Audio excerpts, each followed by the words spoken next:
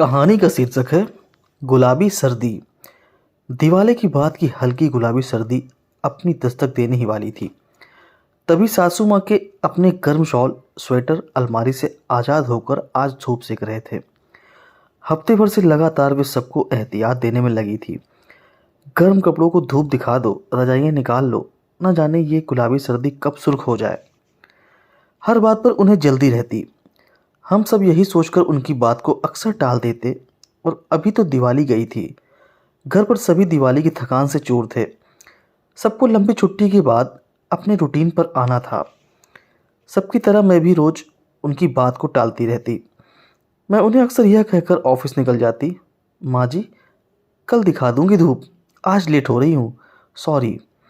हाँ हाँ, रोज़ यही तो कहते हो तुम सबकी फ़िक्र है मुझे, सो कहती रहती हूँ, पर किसी को मेरी बात सुननी ही कहाँ है।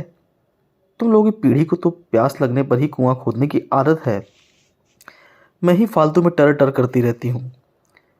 मैं फिर से उनकी बात को टालकर ऑफिस निकल गई। सुबह मौसम ठीक ठाक था, पर आज दोपहर होते होते बिन मौसम हल्की हल्की बारिश होने लगी। मौसम का मिजाज अचानक से कुछ बदल गया। हमेशा की तरह मुझे आज भी ऑफिस से निकलने में शाम हो गई। बारिश ठहर तो गई, पर सर्दी बढ़ा गई। मैं कपकपाती हुई स्कूटी घर को चली ही थी कि मेरा फ़ोन घनघनाया। स्कूटी रोककर देखा तो सासू माँ का फ़ोन था। मैं समझ गई कि फिर से वही डांट सुननी पड़ेगी कि बोला था मैंने कि गर्म कपड़े निकाल लो, पर तुम लोगों मेरी सुनो तब ना, ये वो, अब ना जाने क्या क्या ज्ञान देंगी। यही सोचते हुए मैंने फ़ोन उठाया। जी माँ जी। बेटा, कल मैंने तुम्हारे एक स्वेटर को धूप दिखाकर तुम्हारी स्कूटी की डिक्की में रख दिया था, उसे पहनकर ही आना, सर्दी बढ़ गई है आज। मैंने तुरंत स्वेटर निकाला और पहनकर घर को चल दी। घर आते ही मैंने देखा तो देवर, देवरानी और बच्चे सभी स्वेटर में थे। मेरे पीछे ही मेरे पतिदेव आए। वे भी गोल्डन रंग के स्वेटर में चमक रहे थे। हम सब घर आ चुके थे। माँ की बात को ना मानकर हम सब पछता रहे थे। उनकी डांट सुनने को हम सब ही तैयार थे। हम जानते थे कि अगर वो हम सबके स्वेटर को निकाल कर धूप ना दिखाती तो हम सब आज बीमार पड़ सकते थे। अब रात को भी कंबल और शॉल की जरूरत पड़ी। माँ ने वह भी सबके लिए तैयार रखे थे।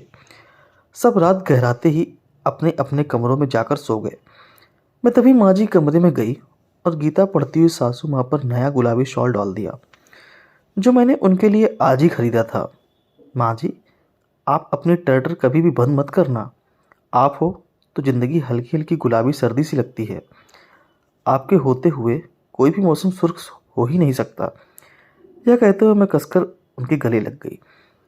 दोस्तों, उम्मीद करते हैं यह पारिवारिक कहानी आपको पसंद आई होगी। अगर पसंद आई वीडियो को लाइक करें, शेयर करें और चैनल पर नए हो तो चैनल सब्सक्राइब करना ना भूलें। धन्यवाद।